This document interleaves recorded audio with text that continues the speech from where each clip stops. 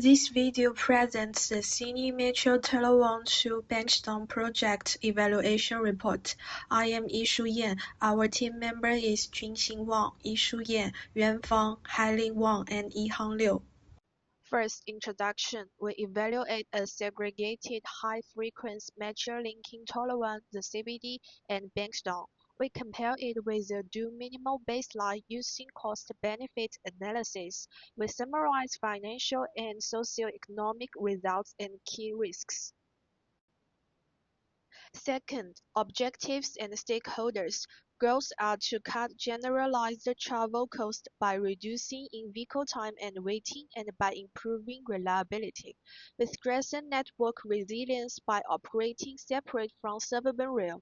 We enable station precincts renewed to support housing and jobs. We improve safety and lower emissions through mode shift. Beneficiaries include commuters, businesses, road and public transport users, and residents. Next, micro settings. Benefits come from lower generalized cost, creating user surplus gains. We use time and reliability parameters, including crowd penalties and waiting time multipliers, and add wider impacts only when effective density is verified. We test delivery risks with scenario and sensitive analysis.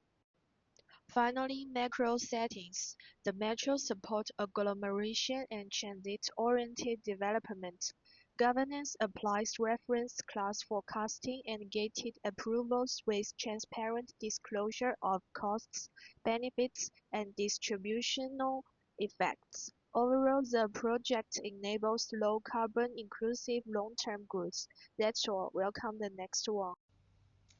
Hello everyone. In my part, I talk about data collection and classification. We put all project data into two groups, monetary and non-monetary. Monetary data means things we can count in money, like land, buildings, systems, and operation costs. Non-monetary data means things we cannot measure by money, such as noise, pollution, and effects on people's lives. This helps us see both the financial side and the social and environmental impact of the project. Our data comes from official and public sources. We use Infrastructure Australia for cost data, the Australian Bureau of Statistics for salaries, Sydney Metro for ticket prices and passengers, and Environment Australia for carbon data. We made some main assumptions. The discount rate is 7%, the project life is 30 years, the ridership is 10.2 million trips per year, and the salary value is $1.7 billion. This makes our data clear and consistent. Hi, my name is Junxin Wang. Let me present the cost-benefit analysis for this transit project. Starting with the cost, we need to distinguish between financial and economic perspective.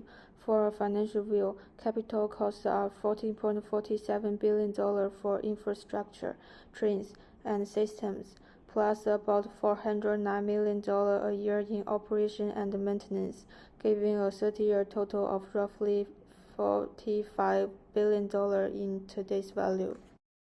Now for benefits. Financially, it earns about $1.77 billion in fares over 30 years, only 4% cost recovery, so it's not sustainable. Economically, we include wider gains, time saving, cleaner air, less congestion, and fewer accidents, around $28.5 billion in total, but that still covers only half the total cost, leaving an economic loss of about $31.8 billion. Now looking at finance cash flow. In year 0, capital spend is about $40.5 billion from year 1 to 30. Fair revenue of around $112 million a year is outweighed by $409 million in OMA and $347 million in debt service, so cash flow stay negative throughout. Overall, the financial NPV is minus $44.5 billion and the BCR only 0.04 million. The project earning 4 cents for every dollar spent and would need massive government support to stay afloat. Finally, let's look at economic analysis.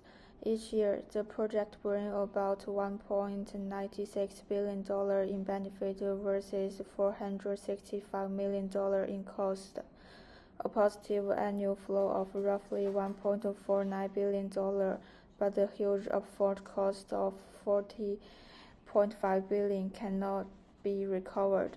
Overall, the economy NPV is negative $31.8 billion with a BCR of 0.53, meaning society gets only 53 cents of value of every dollar spent. So in short, both a financial and economy result for the project isn't viable, and lower cost options like bus rapid transit should be explored instead. Thank you. The financial metrics are conservative. The project shows an NPV of negative $44.5 billion, an IRR of negative 12%, and a BCR of just 0.04. In simple terms, these numbers mean that, from a purely financial point, the project costs dramatically outweigh any potential revenue it could generate.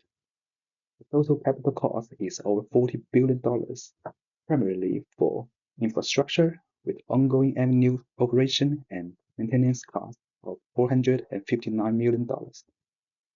Consequently, based on these traditional financial metrics, the project is not viable. It cannot sustain itself through fares or other revenues alone. This is why it relies heavily on a government appropriation of $7 billion to continue. Financially, this project looks like a failed business. Even after monetizing wider benefits like travel time saving and congestion relief, the economy metrics still show challenges. The economy NPV remains negative at $31.8 billion, while the BCR improved at 0.53, still indicates that quantified benefits cover only about half of the cost. Thus, the project's true value lies in its intangible benefits and strategic importance. It is not about moving people. It's about creating jobs, developing skills, enhancing regional connectivity, and improving the quality of life for Sydney residents.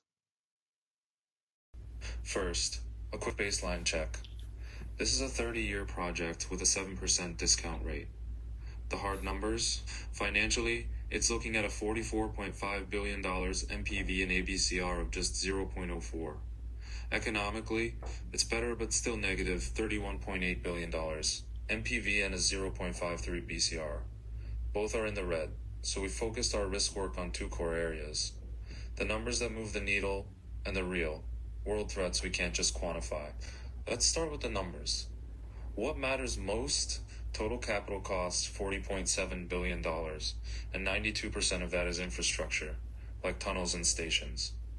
If that cost goes up 20%, the economic deficit widens by 25.6%. That's an extra $8.1 billion.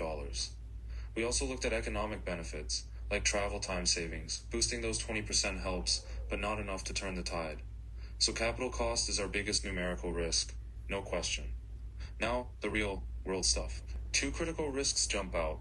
Ridership dropping below the current 10.2 million annual trips and those capital cost overruns we just talked about. But here's the good news, we have clear fixes. For costs, use fixed price contracts to cap overruns. For ridership, tie metro stations to bus feeder routes, make the service easier to use, and more people will ride. This project's value lies in better connectivity for Sydney, but we can't ignore the risks. If we focus on controlling capital costs and boosting ridership, we'll shrink those deficits and make that social value count. Our study shows the project is possible and useful, but we still have some advice. We can earn more money by offering premium metro services. We should protect the environment by planting trees or building noise walls. We also need to check our data often, like ridership and discount rate, because they may change. Some social benefits are hard to measure, and long-term changes like new technology or policy can affect the results. In the future, we can use sensitivity tests and real-time data to make the study stronger. Thank you.